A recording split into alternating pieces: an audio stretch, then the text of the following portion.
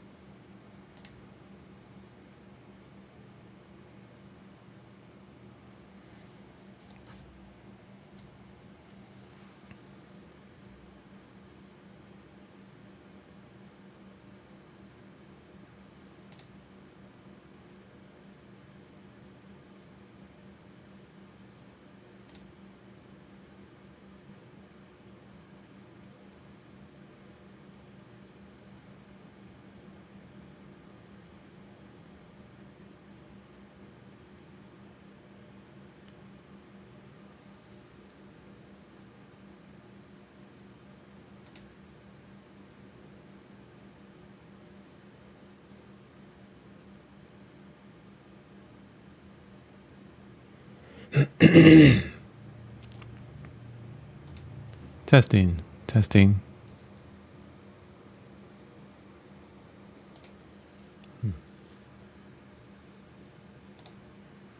Testing 1, 2, 3, testing. Testing 1, 2, 3.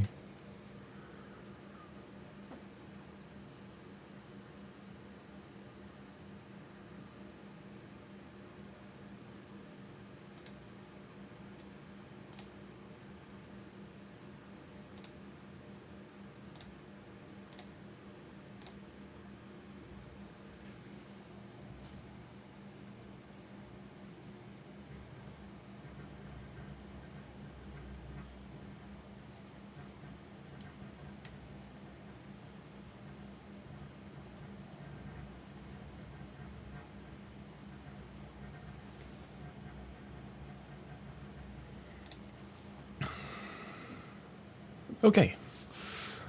I think that's working. All right, my second live stream. Today I'm going to be continuing with the mountain that I was working on yesterday. This is Daily Art Day number, well, it's December 5th.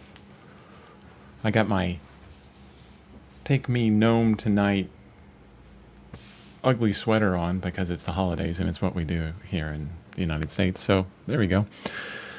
So stream today, I'm going to be working on the mountain that I worked on yesterday, and instead of working on the mountain, I'm going to be going to the background and doing a lot of learning as I'm going. So this is my second stream for this, so yeah, there could be some things going on. But anyway, I'm learning as I'm going, just like we do every day on learning. So let's get right into it. And hopefully this transition works.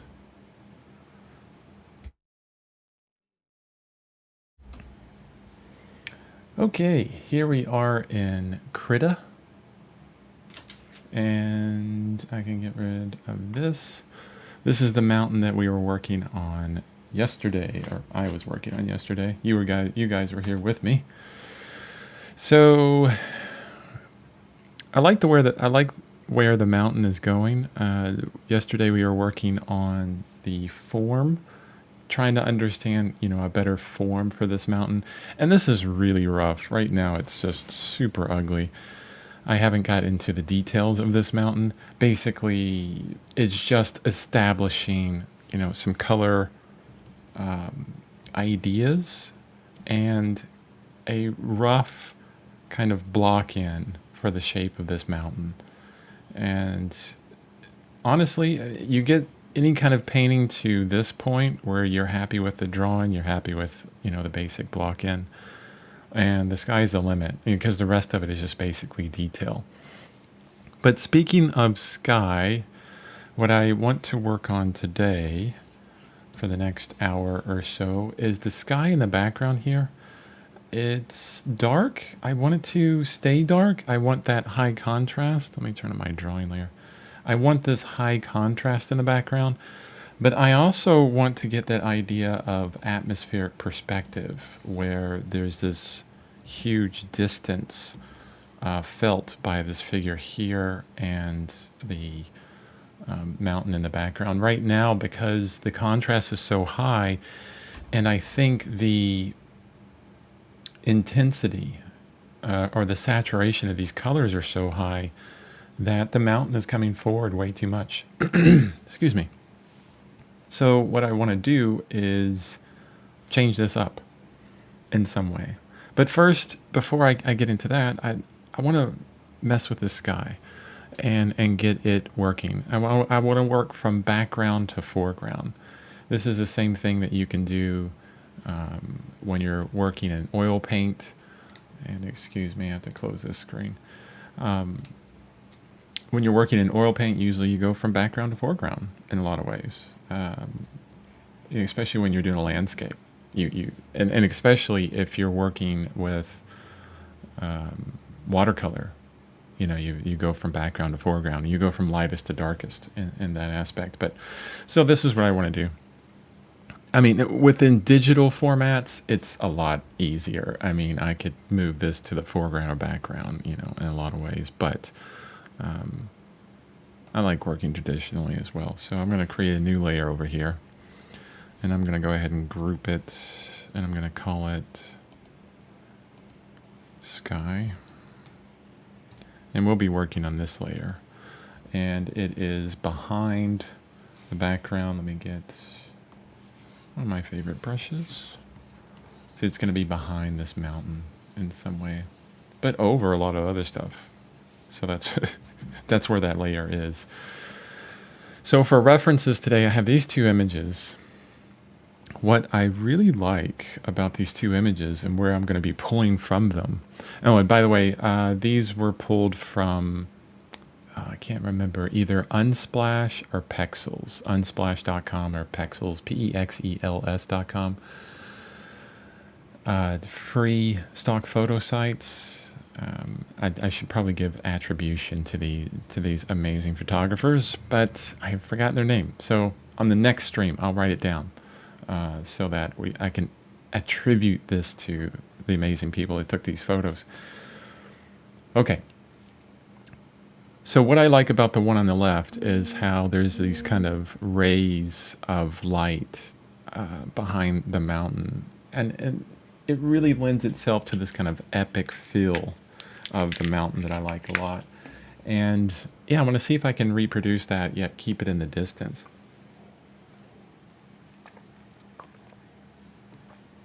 Sorry about that, taking a drink. And the other one, the mountain on the right, what I like about this is just the simple gradation, the colors of the sky there. So that's probably the first one that I'm going to be working with, is this image here. So, and all I want to do is just kind of pull these colors in some way, pull them in. And the brush I'm working with, this is one of the just basic brushes that you get within Krita. And actually, I want to bring this foreground up if I can. I don't think I can because I've painted all over everything. Well, I could mask this layer if I wanted to. And then that would keep it in the foreground and in the background. But that's okay. What I'll do is I'll just do like what you do with oil painting. And I'll paint within the lines, right?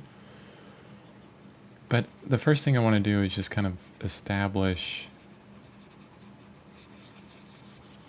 a darker base color that's a bit more saturated than the one that I have in the background. I'm going to be getting rid of those clouds, and yeah, I'm not going to get rid of these very distant mountains. You can barely see them in the background. Just a quick, kind of fill in of color here. Actually, I could even just fill it that way. Oops. Can't fill it in that way. Not unless I close it up.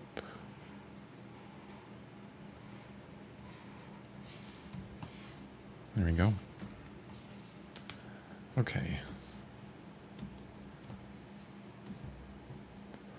So what we have here is a learning experience for myself. There's so many different ways that you can work this up. So instead of just kind of wabbling about, what I'm going to do is just experiment today. A lot of what I do daily, or what we do daily as far as artists, is experimentation. Now I know right away, this brush is good for painting objects, but for, a very soft gradient, that's really not working for me. So what I want to do is I'm going to actually use an airbrush instead.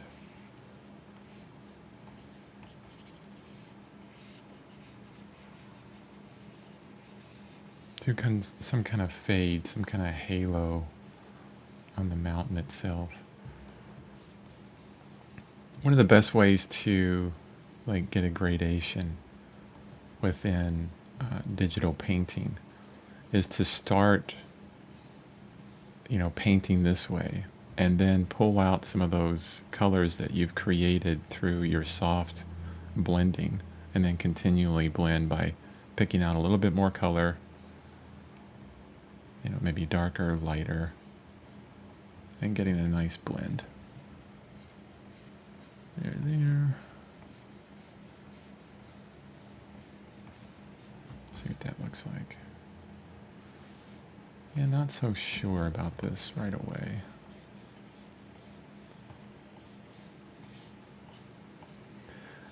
And then also you can get, a nice blending brush. I believe this was one of the ones that comes in within Krita. It's a very soft blending brush. And I can just blend all this out.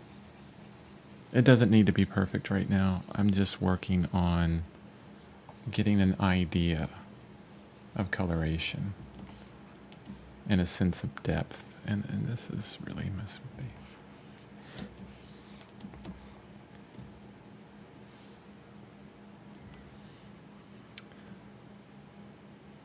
Yeah, I'm not sure.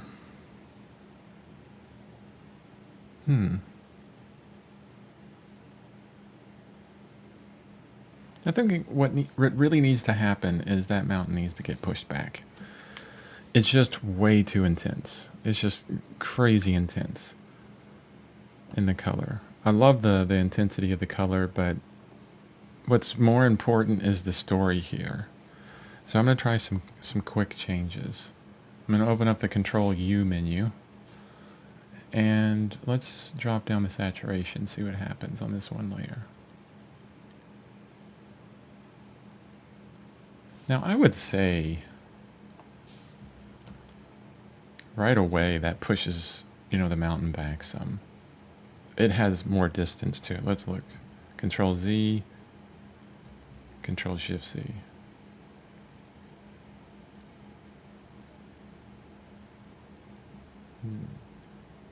So saturated, desaturated, saturated, desaturated.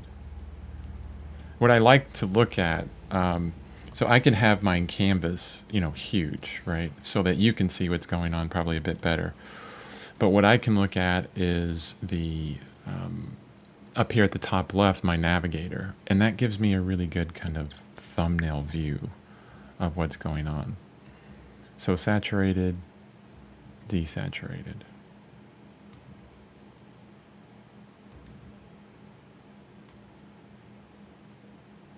Yeah, I think the desaturation of it works really well, but I also have this layer underneath here that needs some desaturation as well. Not sure what that layer is doing. Maybe what I'll do is I'll Control Z, and then I will Control E to merge these two layers together, okay? And then I'm going to go back to my Control U menu and desaturate. And so that works just by going down like -19. Let's take it way down and see what happens. Just to kind of get an idea. See what happens there. So there it's desaturated, but I've lost a lot of that color. Now it's lost interest. So we want to keep that interest, but we also want to push it into the background.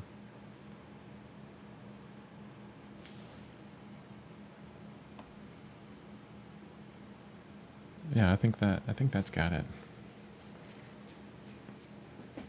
I mean, there's a bunch of other little kind of tweaks that I could make to this to really help out. Probably one of the first ones is to soften a lot of the edges that happen to help push it back. Actually, I'm going to desaturate it just a little bit more.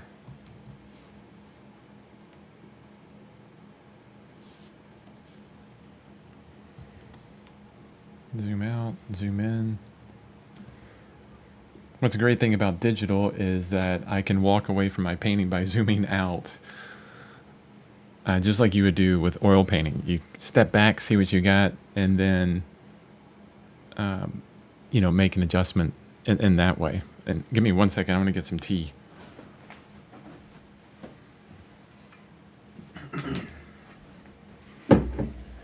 So it's cold here now.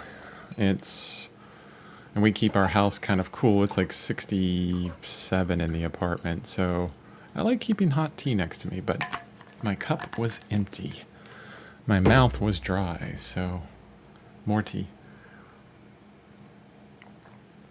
Okay, the sky. I hate to say, but I'm kind of not knowing exactly what I want to do with the sky. I'm not as prepared on this as I would like to be, honestly.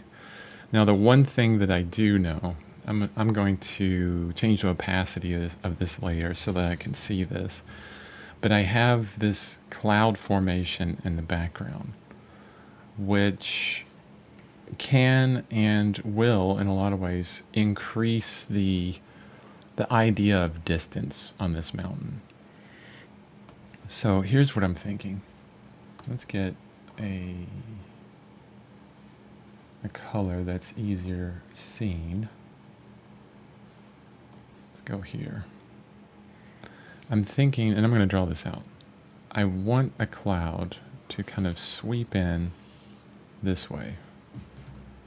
So sweep in like that. And then the other side of it's going this way. So it has this kind of perspective to it. This part of the cloud is very, not very close, but closer to the viewer. And way back here, it's, in the distance. And then maybe it, it continues on and we can have some things happening over here.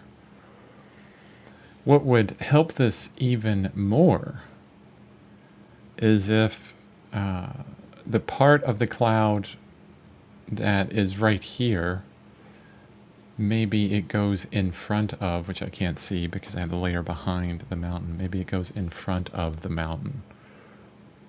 Right there. Let's see. Let's move it up.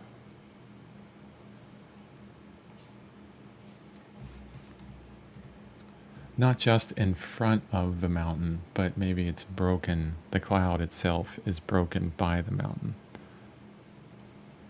There we go. I can take this brush and erase some lines.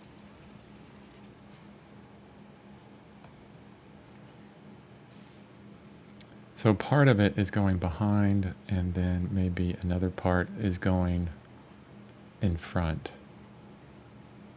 Right here. And here's where our understanding of form comes in play.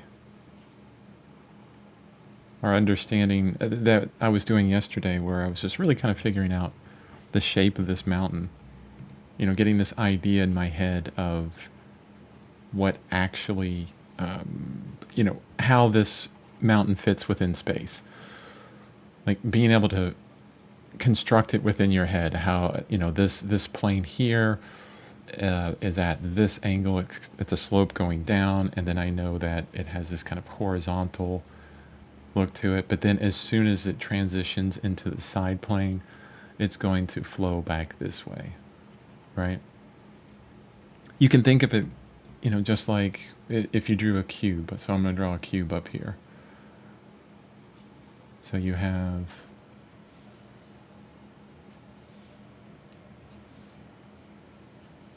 this cube. Oops. And now perspective. See, that angle's wrong. See, every one of these lines have some kind of perspective to it, depending on the cube. It's not a perfect cube, but that's okay. But a cross contour would follow this kind of line and then go back this way. It would go back into perspective. And so that's what we're doing here. Is I'm treating this as a cube. So what's the perspective on this side? Just like the cube was. It has to go, to some kind of vanishing point. And this vanishing point could be, 20 feet off the side of my pen display. But there's going to be some tiny convergence of these lines. That's really extreme in this case. But the general idea is, and considering the horizon line is down here, right? These would not go up. So I'm glad I'm talking about these. This perspective would always go down, but it could be super far off. So that's eventually going to go down and hit the horizon line. But all that to say, I have a cloud that is starting, in front of the mountain here, and is getting closer and closer to the mountain, and part of it hits the mountain, and part of it goes behind it. So it's kind of wrapping around the mountain in some way. So this can create some idea of distance. It's like, wow, this cloud is even hitting that mountain. We know it's really far away. Yeah, so let's mess with that. I'm going to create a new layer. And now this is not going to be a bright bright cloud. It's going to be a fairly dark cloud. Again, I'm going to go with this kind of softer brush. And I'm really just going to make something up here. Let's go with really dark right now. And this is behind the mountain. I'm just going to block in this shape.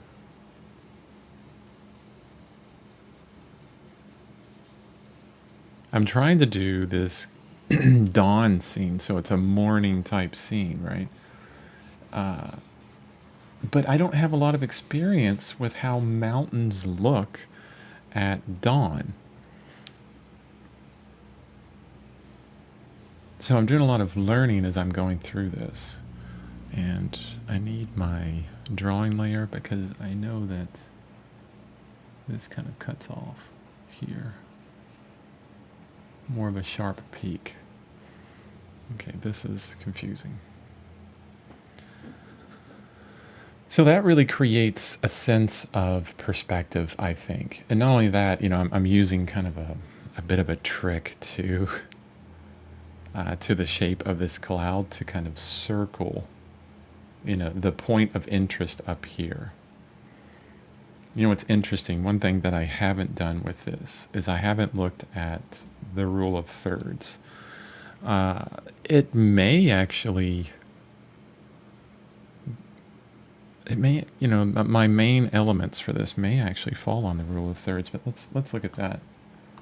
This is something that I like to usually establish in red when I'm working to continually kind of check back to it. So my canvas size is 5,000 in width, and then we take 5,000 and we divide it by 3. Oops, numlock. I'm doing this on a calculator. I'm not a mathematician. Even simple math is really hard for me. So I've never really focused on it. So it's 1,666. So this is right about here. There's your first vertical third. And then you multiply that by 2. Let me see. Times 2 equals 33333. And I'm sure there's some people out there that are really great at math. And they're thinking, dude, you need to work on your math skills. And you know what I could do here? I could just go to my line tool and get some really straight lines. So it'll be right around here. It's not pixel perfect, but I really don't care about that. Okay, so 2,500 divided by 3. This is the vertical height of my canvas. And so going down, that's 833 for the third. So that's 900, 850, right around here, I would say. Holding shift to make sure it's straight. And then times 2 is going to be 1666. So I actually can do that in my head, so that's good. So that's 1,700, 1,650, right around here. Yeah, it's a little bit off. I think this last third is a little bit large, but it doesn't have to be perfect. I mean, this is, a theory that tends to work really well. Now, you're thinking, Chris, what are you doing? Why did you just do a tic-tac-toe board over the top of your painting? Well, here's why. There are certain configurations of imagery, of images that are pleasing to the human eye, are pleasing to the human brain, really. And one of them is the rule of thirds. There's also the golden rectangle. You may have heard of the golden rectangle. That's way out there. It's a rectangle with a swirl in it and a rectangle inside of a rectangle. I don't even bother with that. It's one of those things where you could take this to the nth degree and just get so wrapped up into it that you're not really painting. You're just, working with composition forever. But the idea is that you have 4 main points. So 1, 2, 3, 4. So these are your main points of interest. And if you watch a lot of movies, you'll see that these thirds, the director of cinematography, will put the main characters on one of these 4 points. Or if not exactly on the 4 points, they'll be on the lines, so the vertical lines there. So if you have maybe a close-up of 2 individuals talking to each other. So like this is the head of one person, would be right here, right? And then the head of another person would be, I'm doing a mirror of someone, would be right here. And that's what you would see. They're kind of on those third lines, right? And it's pleasing. It's what we get used to. So it doesn't have to be perfect. Like for example, you could also use the horizontal as where you place your horizon line. If you place your horizon line way up here, you're not, at the top line, you're not focusing on distance. It's more of you're bringing everything to the foreground. The focus is going to be down here. If you put your horizon line below, on this line down at the bottom, you're going to be focusing on that kind of epic scale. And, as I talk about this, I'm looking at the composition that I have set up. And I'm thinking, maybe I should drop it down. Drop the whole thing down, or at least the whole background area, so that the focus is more on distance. Let's try that. This could really mess up everything, or it could be awesome.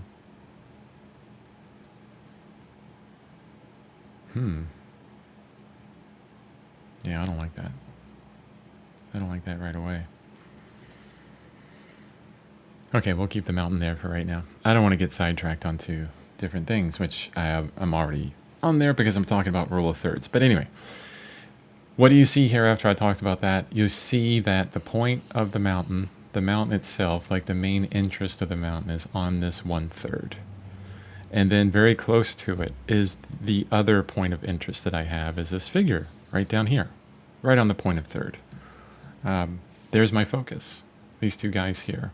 And there's a play between this. And I want the center of interest for this entire piece to be right here. And everything else is kind of supports that. Another compositional element that I'm using is, you'll see this in Edgar Payne paintings all the time, where there is a kind of a silhouette happening, or what do you call it? There's a particular word for it, a vignette. So vignette is where, this whole area in the background gets dark, and there's a vignetting happening.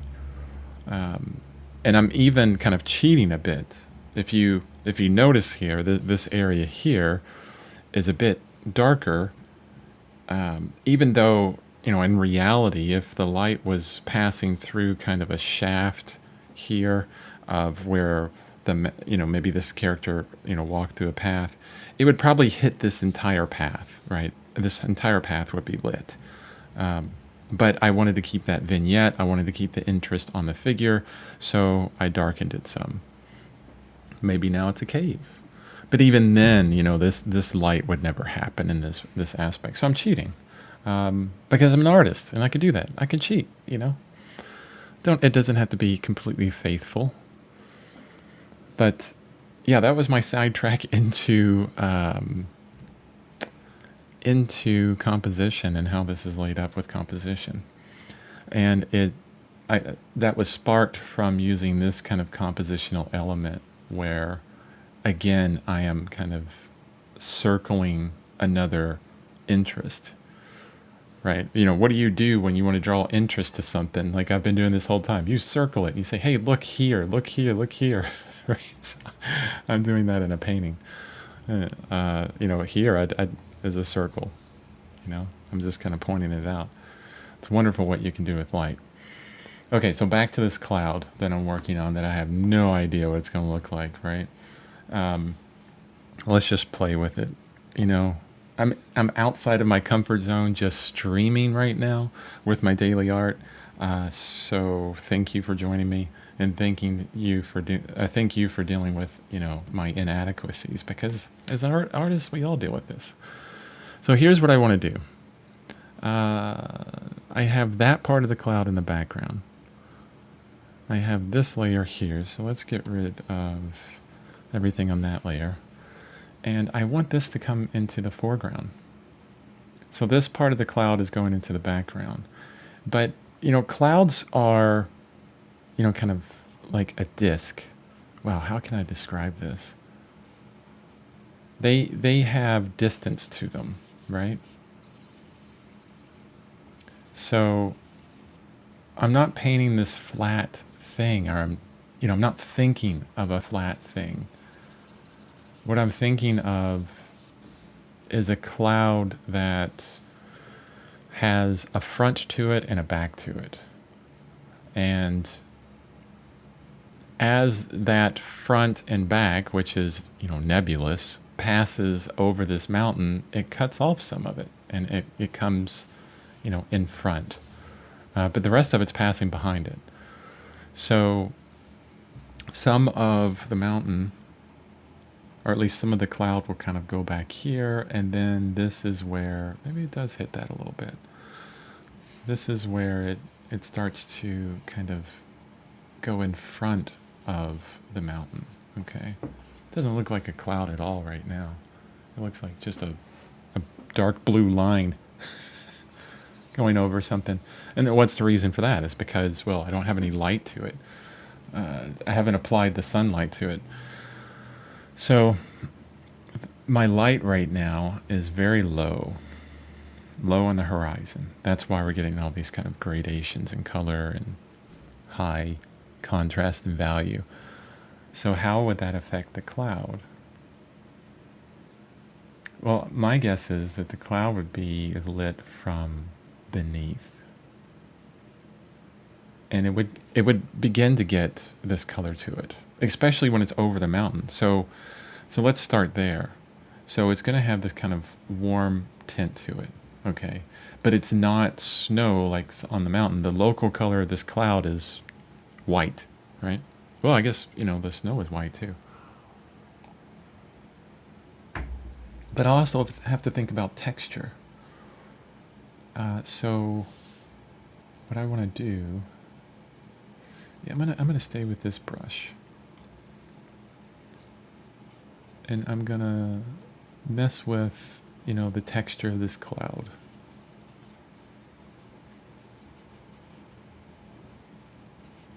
And what I'm doing is I'm thinking about how the cloud kind of flows in some way. The form of the cloud itself.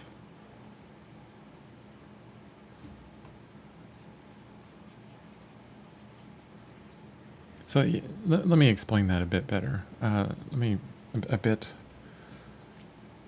because I think it's important for not only you to understand it, for me to understand it as well. So I have this mountain here, right? And it goes like this. Let's simplify it. To understand perspective really well, and you can't see that too well. Let me zoom in, and then I'll go to red. In order to understand perspective really well, or the best way to study perspective is to simplify it. So instead of this kind of complex shape, we're going to do a pyramid. That's what this basically is a pyramid, okay? And I'm going to stop it right there, just because I'm going to be putting this cloud over it. And the pyramid continues down. And what's great about this simple pyramid shape is at the bottom is a square. And we know that our horizon line is below this pyramid, okay? So here's what I'm going to do. Let me get this straightened out a bit. If the horizon line is below the pyramid, that means we're going to see the bottom of this pyramid. How much of the bottom is, you have to be determined, but it would do something like this. And why is it important to do this is, just like I was saying yesterday, getting this idea of form is paramount to be able to understand your drawing, the drawing that you're doing. And I should always just use this kind of straight line thing. It's so much easier. And drawing through is also really important.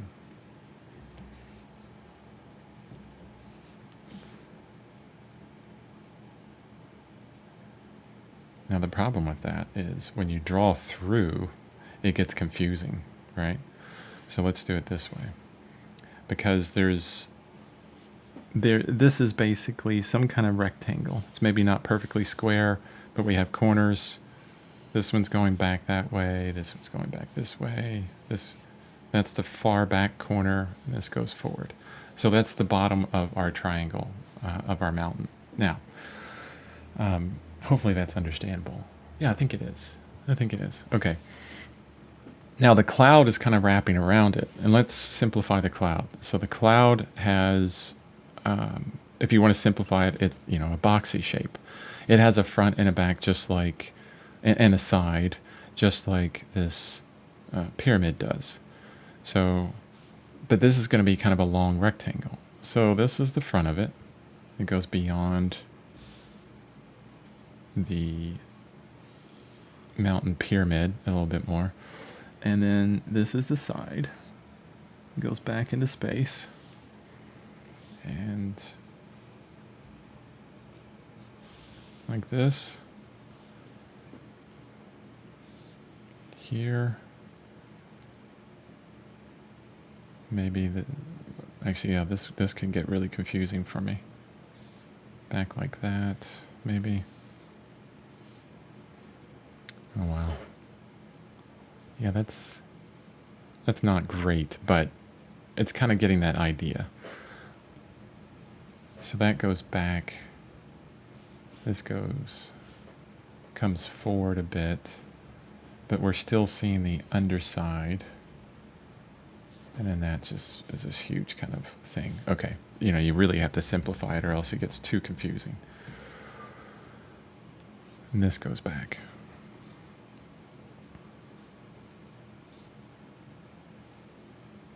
There's a really wonderful exercise on drawabox.com where they take forms like this and the course has you take forms and kind of merge them together in some way. And this is what I'm doing here. But what I'm trying to give an understanding here for myself and for you is how these things exist in three-dimensional space. So this is pretty far back. It comes forward. Here's the very front of the cloud, okay? And then it goes back a little bit more and then forward a little bit more. That's what I'm going for. But also the underside. So the underside is going back, okay? So you see the underside of the cloud and you get that kind of boxy shape. So when I'm painting this cloud right now with these kind of colors, this is what I'm thinking about.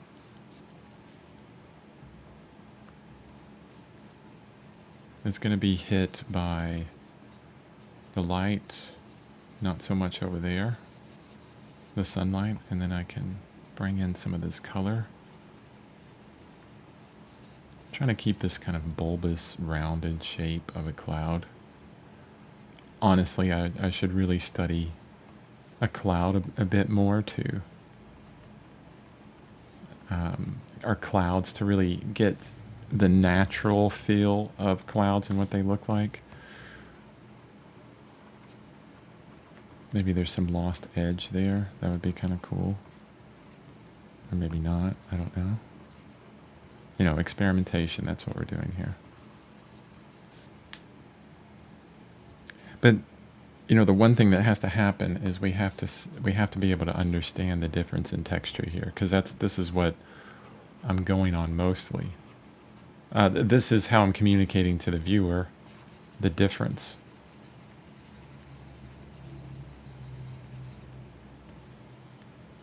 And I'm just trying to blend this. Why aren't you blending at all? Interesting. Am I on the wrong layer? I'm on the wrong layer. Oh, that's why. That's fine. I can just merge them.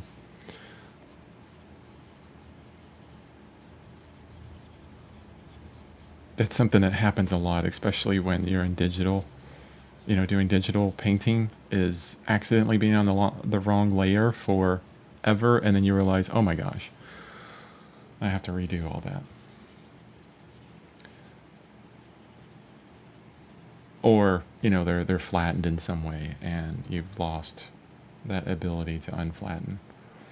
So that, I'm not sure if I'm liking that at all, but let's keep going with it just to see. Hold on. Nope. I don't like how that's looking. Let's do this.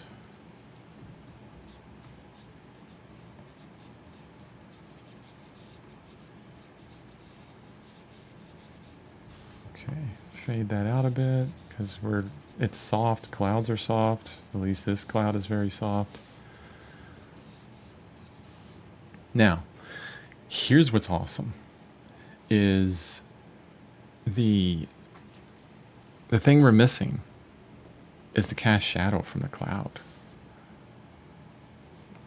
Now that would be really cool to add in. So let's do this. The cast shadow is going to be, of a cool color. I have warm light.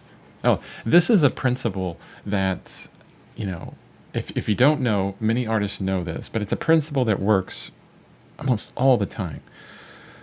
Yeah, I would say all the time. I haven't found any place where it doesn't work. And as far as art's concerned, you want to focus on principles, because if someone gives you a particular technique, always use this color, right? You're stuck within that technique and you can't move out of it. You've lost yourself within the technique. But if someone gives you a principle, the principle will work. You add yourself into it, your own ideas to it, and it becomes something that's part you and part of the painting itself. So focus on principles. And I try to give principles more than anything else when I'm talking like this. So what's the principle? If you have warm light, which we do, this is all warm light on this mountain, the shadow, the cast shadow, will be of a cool light. When I say warm, I mean, if you're looking at a color wheel, it would be, everything around in here. So all these warm colors, like this half of the color wheel. And so if you have, a red light, or we have in this painting, we have kind of this oranges, like light here. The shadows are going to be over here. They're going to be in all these cool ranges, and vice versa. So if you have a very cool light, a very blue light hitting something, the shadows are going to be warm. Do a test on it. It's really fun to see how that works. You just put out a white piece of paper and then shine a very warm light on it, and you'll see that the shadow it casts is very blue. It's really cool. And vice versa. A very cool light, shadow it casts is going to be very warm. It's really kind of fantastic how that works. So the cast shadow from this cloud is going to be warm on the mountain. So how's it going to cast? Again, I have to know the form of this mountain in order to know how the shadows cast. Let's make it a little bit darker. It's pretty close to the mountain, so the cast shadow is not going to be very big, okay? So I can cut some of that back.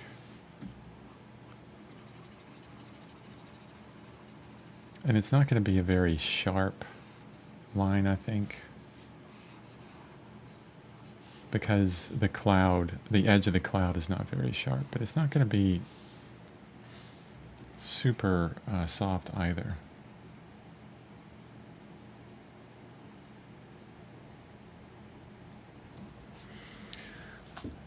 I mean, that has a feel of something wrapping around the front of this mountain. I mean, I accomplished that, but here's what it doesn't have in my mind. It doesn't have this kind of reality look to it. It looks like a made up, bulbous, childish kind of cloud, right? It doesn't have an understanding of what clouds are. Let me look through some of my references here and see if we have any clouds we can pull up. All of my references don't have any clouds that match what I'm looking for. Well, this one has clouds, but I'm not sure what type of cloud that is, but it's not the type of cloud that I'm looking for. Oh, here you go. There you go. Okay, move that. That's what I'm talking about. See, that's what clouds would do. I made a donut. Clouds do this kind of thing. I mean, that's beautiful.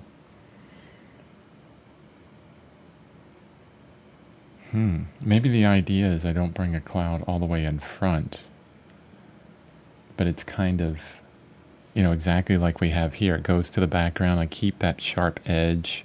And then on the side here, it's really hitting that mountain. So let's see.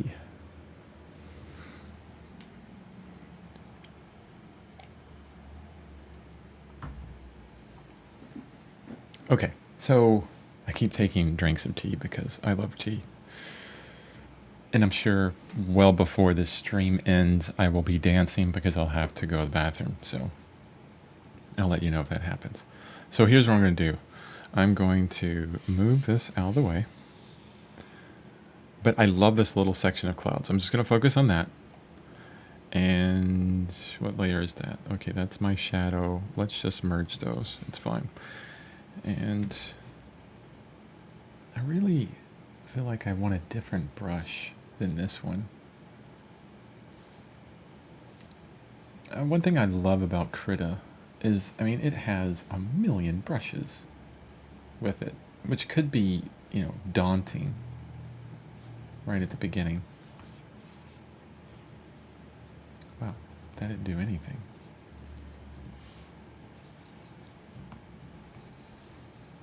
Hello? Do I have something going on with this layer that is preventing me from painting something? What's that brush called?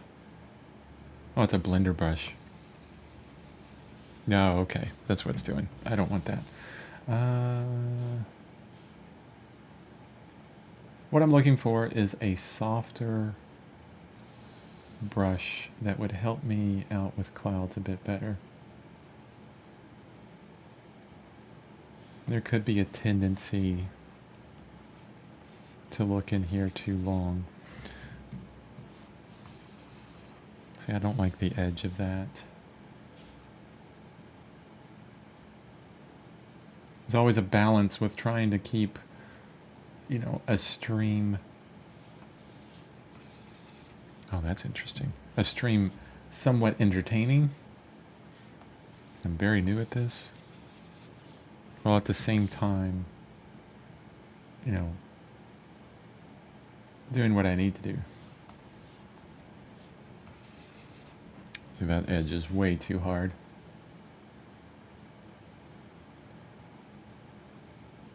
That one looks exactly like a cloud. Oh my god. I mean, this is where... this is where, I go into these kind of things, right? This digital idea. And as a traditional oil painter, I'm thinking, oh my gosh. I mean, if I, within my oil paints, if I could just have, a brush that just painted a cloud like this does. It would take me forever to get these textures like that in traditional oil painting. But this brush is doing some kind of cool thing where it's kind of jumping around as I use it. There's a technical term for that, but I'm not using it correctly. So anyway, but I'm focusing on a cloud here, and as you can see, I'm keeping it kind of, very cool. Actually, it's fairly warm there. I want to cool it off, lighten it up, because I want this part of the cloud to be in shadow with my awesome cloud brush that I just found.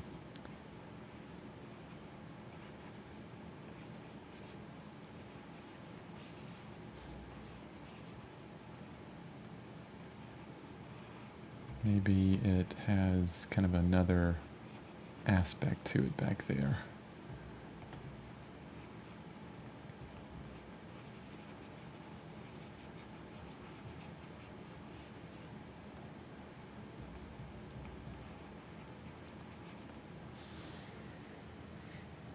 Oh, that's really interesting.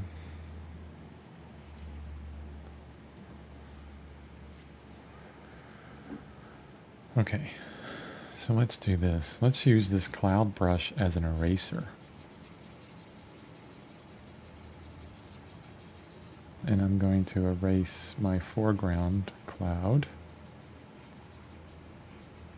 Oh, I'm erasing even the background a bit. That's fine. I'm keeping with this kind of interesting texture though. It's another thing I really love about Krita is its ability to just change any brush to an eraser. Now, the other thing that makes Krita better than Photoshop is, look, Shift, and I can make my brush larger and smaller. Can you believe that's not in Photoshop? I mean, there's all these professional artists that are using Photoshop to make just amazing work. I mean, they don't really need it, because if you've seen some of the things on ArtStation, it's just absolutely fantastic.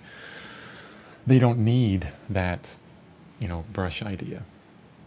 Or they don't need the ability to do this. I mean, they've used Photoshop to, its ultimate ability already. They've learned it. But as a person that's, jumping into this, fairly new, Oh yeah, really new. And who am I kidding? I don't, you know, I'm such a noob at this in a lot of ways.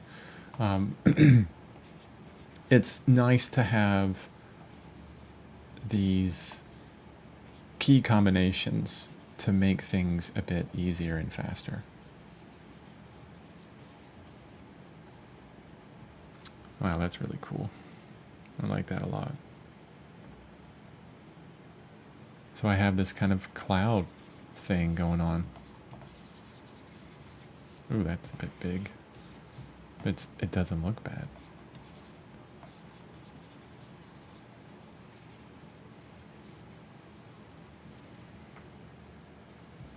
Let me zoom out on that.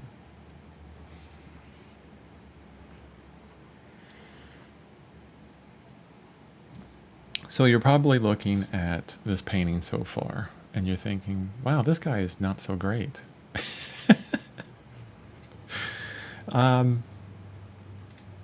Yeah, let me see. Let me assign this to my favorites real quick.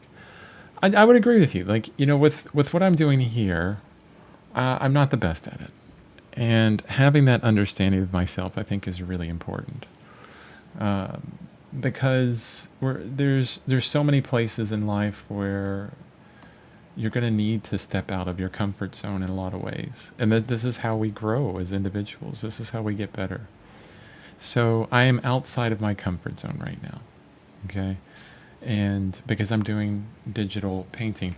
And why am I doing it this way is because I wanted to stream and I wanted to get used to talking to people about art as I do art.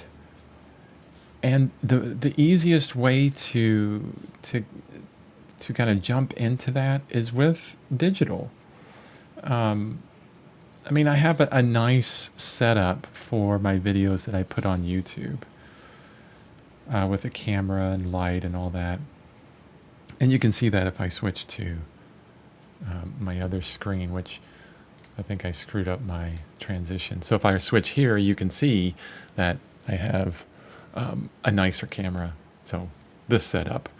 But it's a bit harder to set up multiple cameras for an oil paint or a painting and, you know, get that to look good while at the same time making it so that I can keep my big head out of the way so you can see what I'm doing.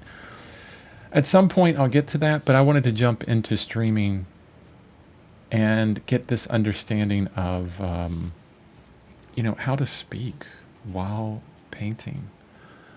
And I'm learning. So that's kind of what you're seeing right now, or, you know, what I'm doing, how I have things going. So I'm outside of my comfort zone in that aspect because I'm doing this digitally because it's easier to get into it this way.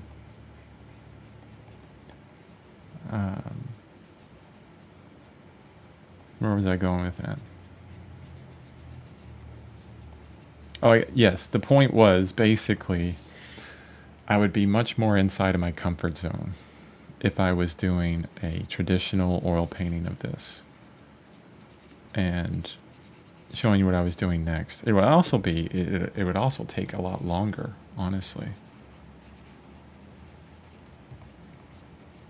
There's a lot of setup that well, not setup, but there's a lot that I do within oil painting, especially with, you know, drying time and things like that. So what I'm working on here now is I want to push the mountain back, and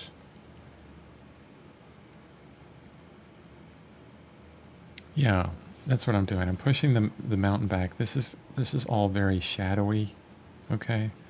Especially behind the cloud because it's casting its own shadow. So I want to keep it back there. Let's just move, you know, color in the whole area. There could be, you know, much better ways of doing this. But I also want to continue with these aspects of snow on the side of the mountain. So I'm looking down here at the bottom at that little piece of mountain that you see from a photo that's peeking up. And I see that it has some snow on the side of it.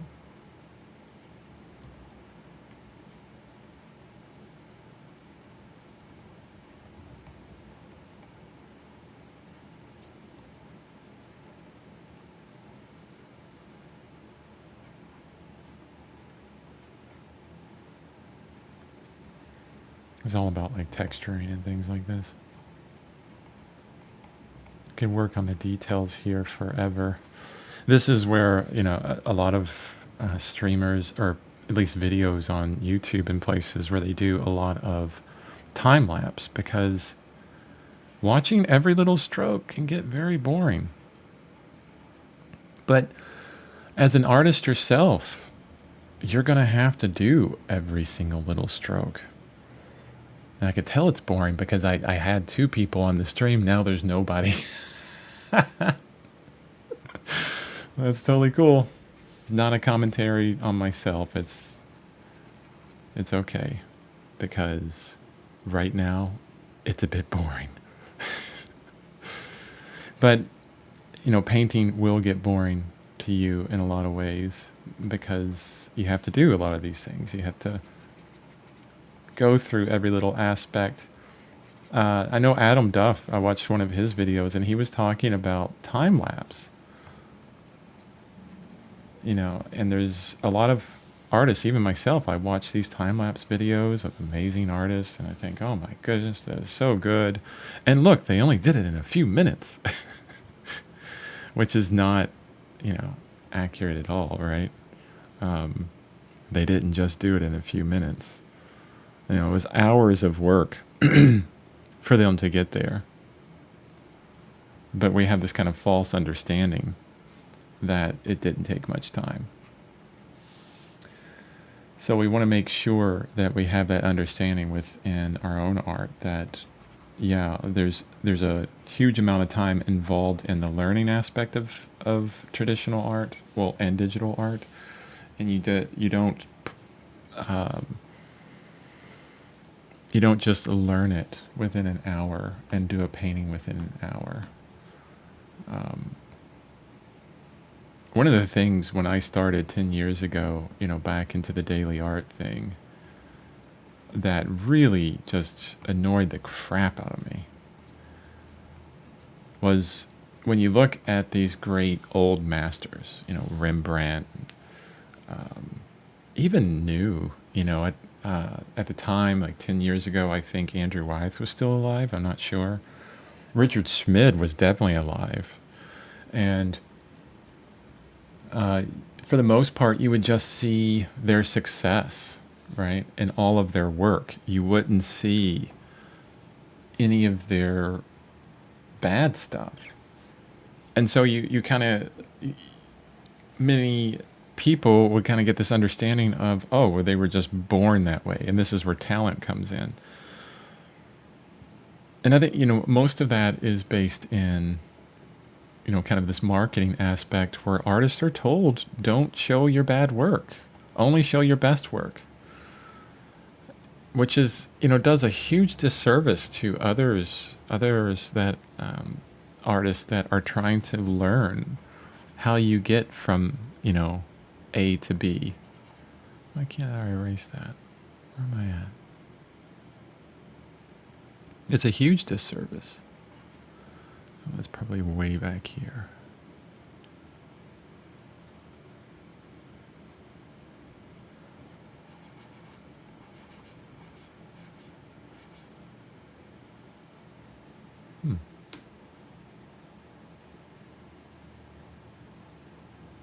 Anyway, I'm getting sidetracked and dealing with underlayers when I should just be covering up things. Sorry about that. Here's the sky.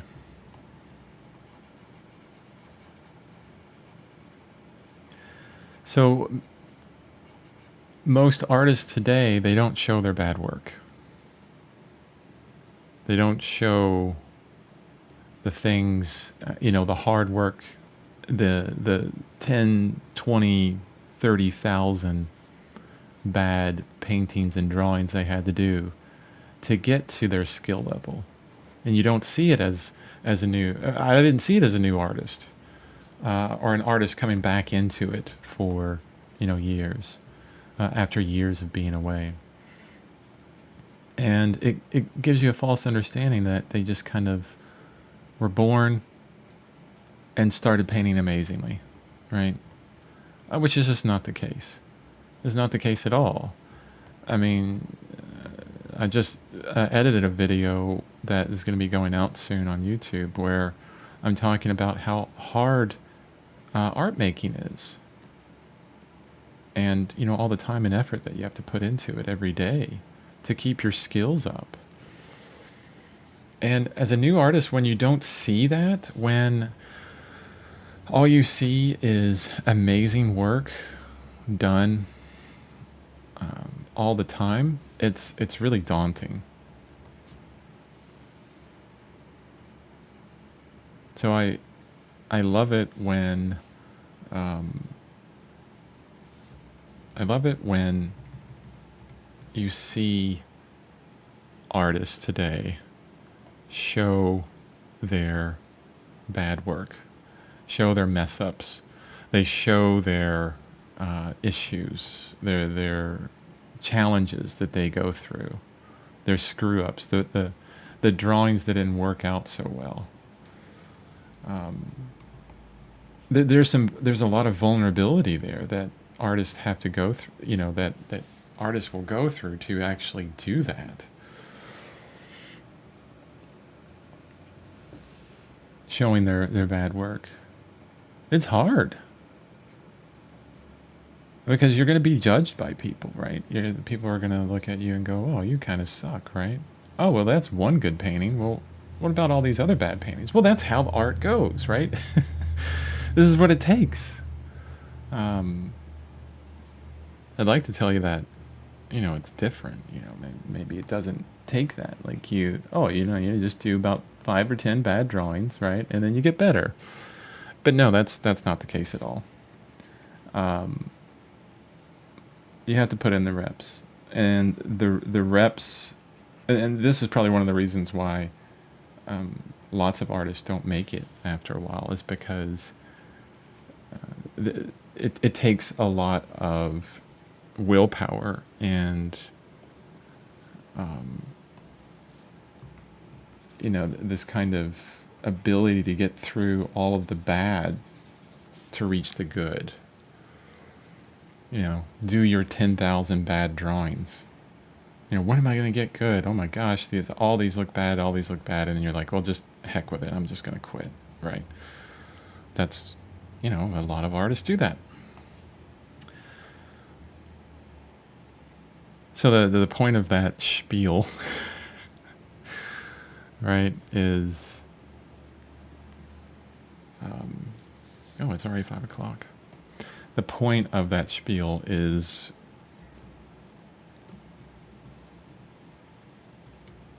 I'm outside of my comfort zone here. And I've been outside of my comfort zone for 10 years in a lot of ways. Oh, I've gotten comfortable with showing my art, definitely. My bad art every day. I mean, just look at my website, chrisbevan.com, and what you'll see if you go to daily art is you'll see a lot of bad art all the time. Like learning, trying to figure things out, making a bad drawing, a bad painting, all this kind of stuff. And the reason why I do that is for every artist that's out there learning. I didn't want to be the same as every other artist that is told to not show your bad work. I have some really good paintings that I've done, but it's taking a lot of really bad drawing and bad stuff to get there. And I want other artists to see that. I want other artists to understand that. To understand, like, oh, okay, wow, he really had to go through a lot to get there. Definitely. That's what the kind of understanding I want to get through. So the reason why this isn't looking so great is because I'm new at the digital painting thing and I'm learning it. It's a lot of fun. But I'm outside of my comfort zone here. And so this is going to be somewhat not good for a while. And I'm doing these streams, not, these daily art streams because I'm I've been doing daily art for so long. For 10 years now. It's like I'm going to be doing it anyways. It's going to happen anyways. I might as well show people even the most minute of the process that I'm working on, right? Okay, I think that's enough of me rambling. I've been streaming now for an hour and 12 minutes. I wanted to keep this around an hour, maybe a little bit more than that. But just to kind of sum up, let me get rid of some of these layers so that it's not so confusing. Go away. Thank you. And go away. So what I worked on today was two things. I wanted to try and push this mountain into the background. So what I did is I changed the saturation on it. So I pushed it back a bit more into the distance. I'm going to kind of get this epic distance. And I'm working on the sky right now to try and reinforce that distance, the distance between this character here and the mountain, by adding in these elements like clouds and things like that, and changing up the coloration of the sky. And yeah, so that's what I'm doing, and I'm getting closer and closer to it. It's going to take a lot longer, I think. And I'm doing it the hard way. I mean, I could really pull in. Let me switch to myself. Let's see. Yeah. Now with this, I could really just pull in a lot of imagery and do photo bashing and things like that, and probably get to the final idea a lot faster and a lot easier. It'd probably look a lot better. And anybody can do that, but I like kind of going through the hard way sometimes. I learn a bit more. I want to learn digital art. I don't want to just, learn photo bashing in some way. That'll probably come in later, when I want to speed up my workflow. But at first, the focus isn't on speeding up your workflow. The first beginning of it is learning, the really hard fundamentals. And then once you get those fundamentals in, though those are ingrained in what you're doing as an artist, then you can really speed things up by adding photo bashing and stuff like that. It's like, oh, I really don't have to, do this aspect of it all the time. I can just refresh those skills later on, and then really speed up my workflow with other ideas, 3D, photo bashing, and all that kind of stuff. But yeah, there is my stream for the day. Hope you enjoyed it. If not, I'm sorry. It was probably a little bit boring, but this is my daily art practice, and I'm going to keep doing it every single day because I'm enjoying it a lot. At some point, I'm going to try and get a setup so that it's showing me on oil painting, so a real life setup, and then we'll have fun with that. So yeah, keep tuned, in tune. Every morning I do my artwork, and it's super early for me. Usually I get up about 2:30. I'm an early riser, definitely. And I'll go to about from 3 to 4:30, so an hour and a half of art every single morning. Thanks for watching. Bye-bye.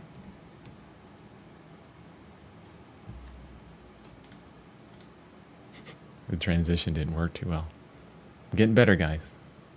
See you tomorrow.